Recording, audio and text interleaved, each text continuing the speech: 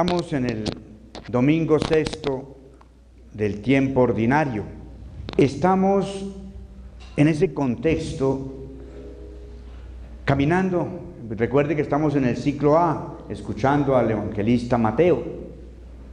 Y durante esta semana que pasó, hemos venido escuchando el libro del Génesis, todo lo que es el proceso de la creación del universo, creación del hombre, y cómo Dios le entregó en señorío al hombre, le entregó el manejo, nos nombró su jardinero, su administrador, para que cuidemos de esta creación de Dios. Y hoy la liturgia de la palabra la podemos resumir en una sola palabra. ¿Cuál creen ustedes que sea esa palabra que puede resumirse toda la liturgia de hoy? Escucho propuestas. Una palabrita encierra todo eso. ¿Cuál será esa? Mandamientos, cabe en esa palabra. Amor, cabe en esa palabra. ¿Qué otra cosa? Obediencia también cabe en esa palabra. Jesús también cabe en esa palabra. La fe también cabe ahí en esa palabra. Oiga, lean la primera lectura, ahí tienen la hojita en la mano. Al inicio de la primera lectura lo encuentran. ¿Cómo comienza? ¿Cómo comienza? Si quiere. ¿Qué quiere decir eso? Si quiere, ¿qué quiere decir ese si quiere? Más. Oiga. Libertad. Si tú quieres, si quiere, está en su libertad. Si quiere, es eso. Libertad. Libertad encierra hoy toda la liturgia de la palabra, la libertad del ser humano.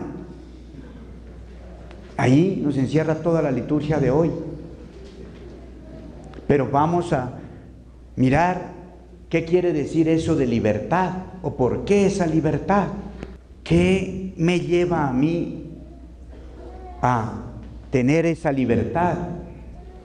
Y en el contexto actual que vivimos, muchos, y especialmente los jóvenes, creen que libertad es hacer lo que yo quiero, lo que a mí me provoque.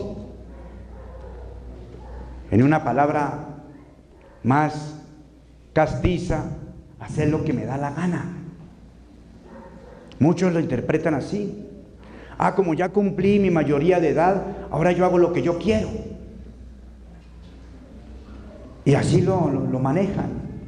Entonces nadie les puede decir nada, porque yo tengo libertad y ya me creo grande.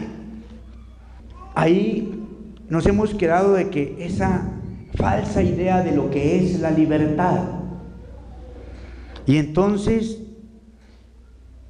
no hemos hecho conciencia que esa libertad tiene que ver con algo que va directamente relacionado con lo que es la voluntad. Y resulta, mis hermanos, que hay expertos en manejar voluntades. Y entonces, esa falsa idea de libertad tiene que ver con mi voluntad. Y esa voluntad son los hilos del que maneja ¿cómo es que se llama? La marioneta. Esa voluntad son los hilos de la marioneta. Y resulta que hay gente experta en manejar los hilos de la marioneta. Y entonces, ese que dice ser, yo hago lo que a mí me provoque, hago lo que yo quiero con mi vida, no se me meta con mi vida, no se meta con mi cuerpo, no se meta. No sabe que eso hay alguien que está manejando esos hilos. Haya gente que sí es experta y se especializa en eso. Y eso, esa voluntad, tiene que ver con las ganas. Y esos hilos son esas ganas. Entonces, cuando le comienzan a manejar a uno las ganas, para eso son expertos los de... hay marketing para eso. Los que se encargan de la publicidad, son expertos en eso. Esos hilos comienzan ellos a manipularlos y a moverlos para que tú brinques, para que tú te muevas como el que maneja la marioneta quiere, para su propósito, para sus intereses, para lo que quiera. Y entonces ese que dice ser libre, lo están manejando, está siendo manejado. Y entonces ahí es donde nosotros llegamos a hacer lo que los demás quieren que hagan. Por eso los que conocen de eso, los que quieren ejercer el poder, se dan cuenta de eso. Y entonces a los gobernantes y a los que ejercen el poder les fascina, y lo que les facilita a ellos es tener al pueblo dormido, que no se conozca a sí mismo, sino que esté ahí taimadito, es decir, en lo escondido, que sea siempre una persona que esté allí tácita solamente y que no diga nada. Entonces eso nos lleva a nosotros a que nos dejemos manejar de los demás. Por eso, mis hermanos, nosotros tenemos que creernos cada día más libres, y por eso tenemos que aprender a ejercer esa libertad. ¿Y cómo vamos nosotros a aumentar esa libertad en cada uno de nosotros? El mismo Señor nos dice: conoce la verdad y la verdad os hará libres. Y a eso es que tenemos que apuntarles, conocer la verdad para que seamos libres verdaderamente. No en esa falsa libertad de querer hacer lo que a mí me provoque, lo que me dé la gana, no. Sino porque yo tengo conocimiento de la causa, es que actúo, no moviéndome porque me hundieron el botoncito, el chip, y me impulsaron a comprar o me impulsaron a hacer, sino porque yo estoy convencido de que eso es lo que yo quiero, el querer, en el querer de la persona. Y entonces allí yo voy a darme cuenta que no podemos seguir nosotros manipulados, sino que tenemos que liberarnos de eso, porque eso es lo que nos va a llevar a nosotros a abrirnos verdaderamente al propósito de Dios. Y por eso la palabra de hoy nos está invitando a eso. Por ejemplo, la primera lectura nos está invitando a tener conciencia, a despertarnos nosotros, a estar conscientes, no estar siempre dormidos, sino a estar conscientes. Y cuando yo hago conciencia de eso, ¿qué voy a descubrir? Las consecuencias de mis actos. Entonces, cuando yo tengo esa conciencia, yo descubro la consecuencia de mis actos. Entonces yo voy a estar atento a todo lo que yo voy a hacer, y voy a tener la certeza y voy a evaluar, voy a darme cuenta qué consecuencia va a ser el actuar que yo voy a tener, cierta conducta que yo voy a hacer, la decisión que yo vaya a tomar. Entonces tú vas a estar atento y vas a comenzar a despertarte, y vas a ver de que tus actos de bien o de mal te van a llevar a una consecuencia negativa o positiva.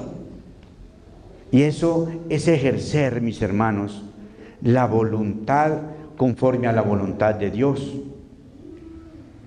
Y en la segunda lectura encontramos la segunda razón de esa que nos presenta Pablo, y nos está diciendo que esa sabiduría para yo poder tomar ese discernimiento me viene es de lo alto. Por eso nos está pidiendo que tenemos que estar nosotros atentos en lo alto y en la verdad. Y la de lo alto viene pues de Dios en la oración, comunicándome con Él, configurándome con Él, pidiéndole consejo a Él. Y nos lo enseña, ¿quién? El rey Salomón. El rey Salomón tenía muy claro eso y tenía esa compenetración con Dios. Y entonces, cuando Dios le mostró y se desparramó, como el cuento en Colombia decimos, le dio papaya. Entonces él la aprovechó. Es decir, dar papaya es decir, dar ocasión para que la otra persona se aproveche de uno. Eso es dar papaya. Entonces Salomón, cuando el Señor le dice, pídeme lo que quieras, porque conocía el corazón de Salomón, él le pide, dame sabiduría y sobre todo un corazón dócil para yo poder aceptar tu voluntad y poder gobernar a este pueblo con justicia. Entonces es allí donde el segundo punto que nos presenta hoy, lo podemos resumir, es esa sabiduría que nos viene de lo alto. Ahí es donde nosotros aprendemos a escuchar, a oír, a estar atento, porque Dios me va a mostrar siempre el camino. Voy a estar como el chapulín colorado con las antenitas de vinil encendidas para detectar la presencia del enemigo y podernos nosotros hacer las cosas conforme a la voluntad del Señor.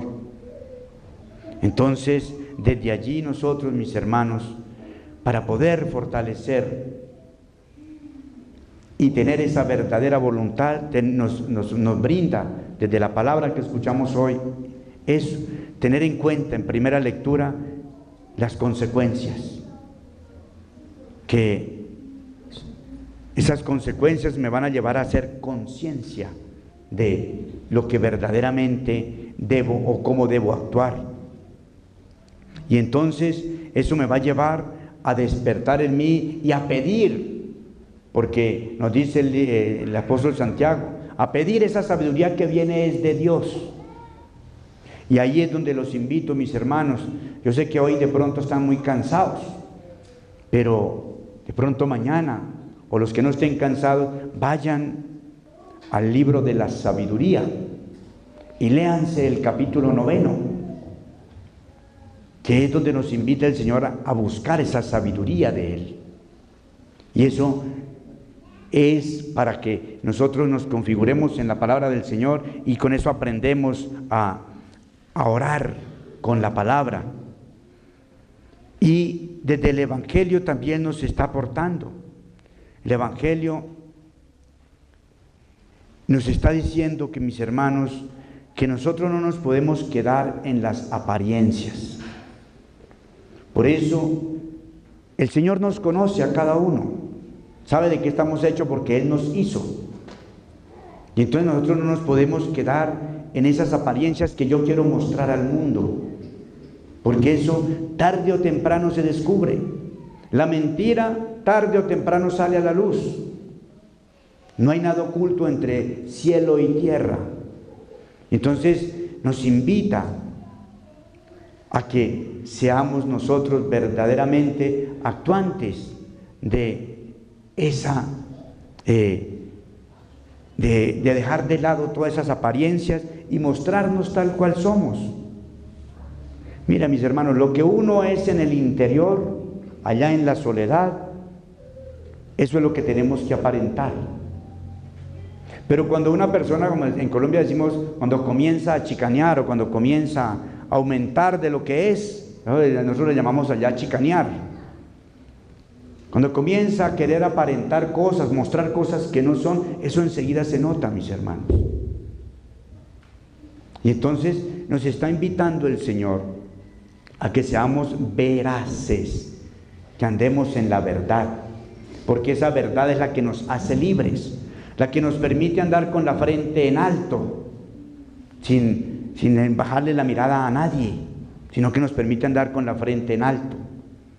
Y entonces allí nosotros dejamos las apariencias a un lado y nos mostramos tal cual somos. Y entonces nos está diciendo que tenemos, antes se decía, Pero yo ahora les digo, porque el Señor nos está diciendo que Él no ha venido a abolir la ley, sino darle esa plenitud.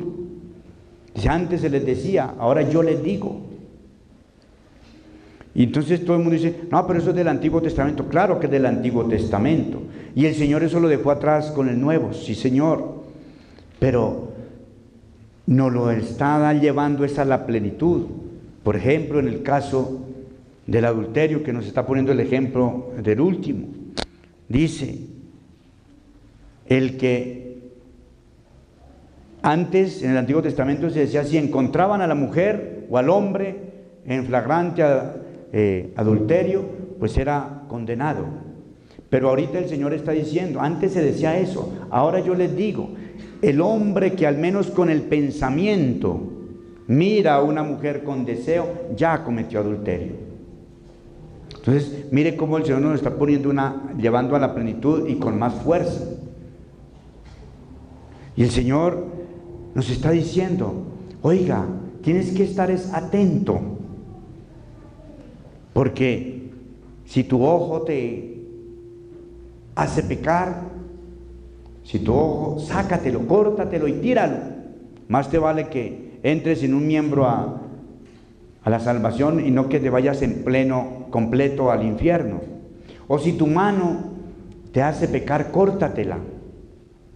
Más te vale que entres manco al cielo que completo al infierno. O si tu pie te hace pecar. Pero no lo podemos tomar literalmente, mis hermanos, que si no aquí estaríamos todos mancos, cojos, tuertos. No, lo que el Señor está diciendo, oiga, si eso por donde tú estás mirando, eso que tú estás pensando ir, observar, y te está llevando al abismo, oiga, corta ya con eso. Si el problema tuyo es la pornografía, pues no mires pornografía. Corta con eso ya, porque te va a llevar al abismo. Cuando se habla de mano en la palabra, se está hablando de las acciones que nosotros hacemos. Oiga, si esas acciones que tú estás haciendo te están llevando por el mal camino, corta con eso.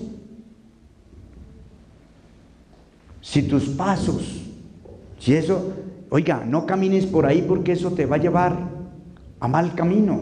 Pero hay personas que se empecinan en relaciones enfermizas, solo por no quedarme atrás de mi compañera o de mi compañero, y entonces comienzo a arrimarme a cualquiera y no veo con claridad a dónde debo ir, dirigirme, con quién me estoy metiendo.